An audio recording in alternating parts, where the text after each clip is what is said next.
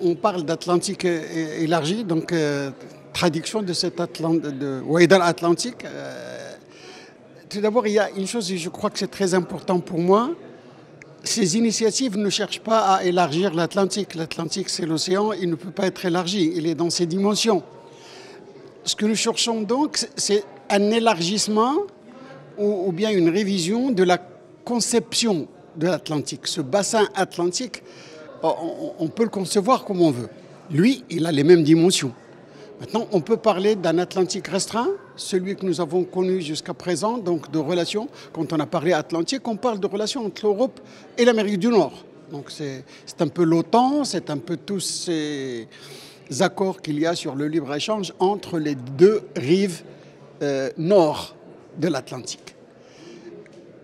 Le débat est aujourd'hui autour du rôle du Sud. D'ailleurs, on parle aujourd'hui beaucoup de cette question de Sud global, de Sud, de Nord. Donc, toute cette opposition, cet antagonisme qu'il y avait entre l'Est et l'Ouest, aujourd'hui, on parle entre Nord et Sud.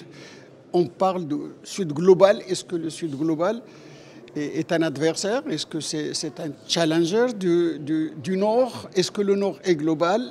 Toutes ces questions, donc, si vous voulez, se posent.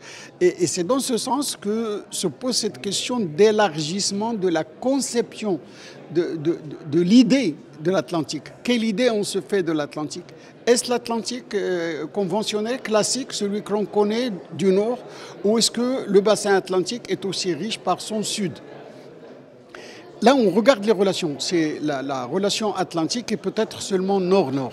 C'est entre l'Europe et les États-Unis d'Amérique et le Canada. Maintenant, comment peut se comporter ou bien comment on peut voir la relation sud-sud, Afrique et Amérique latine? Je crois que ce sont deux continents qui se tournent le dos. Ils ne parlent pas. Peut-être que l'Atlantique est très large à ce niveau-là et que les gens... Alors, comment les voir, ces relations? Et c'est là peut-être où se pose l'initiative marocaine. L'initiative marocaine est une initiative donc séquentielle.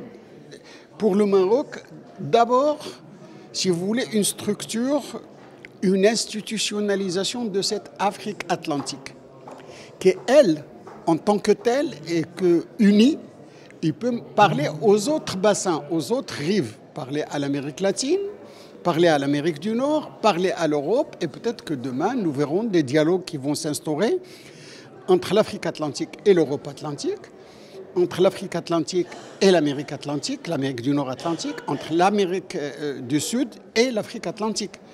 Maintenant, il faut que cette Afrique atlantique se construise. Je crois que c'est le sens même du discours royal du 6 novembre, avoir déjà cette Afrique qui est déjà institutionnalisée, qui connaît ses problèmes, qui règle ses questions et qui peut parler d'une voix unique.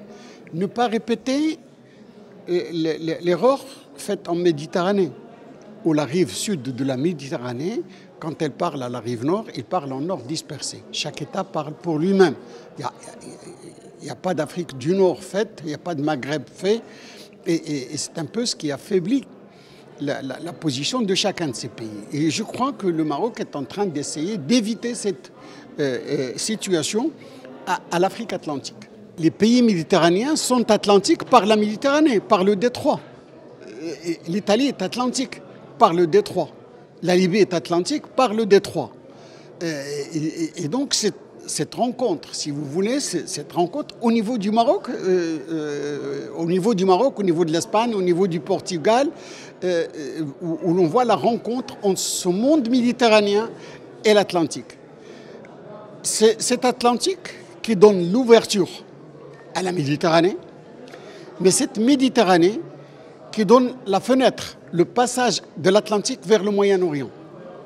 Si jamais la zone est construite, si elle est bâtie, si elle fonctionne comme il doit fonctionner, Eh bien, je crois que les Caraïbes seront méditerranéens et le Moyen-Orient sera atlantique aussi.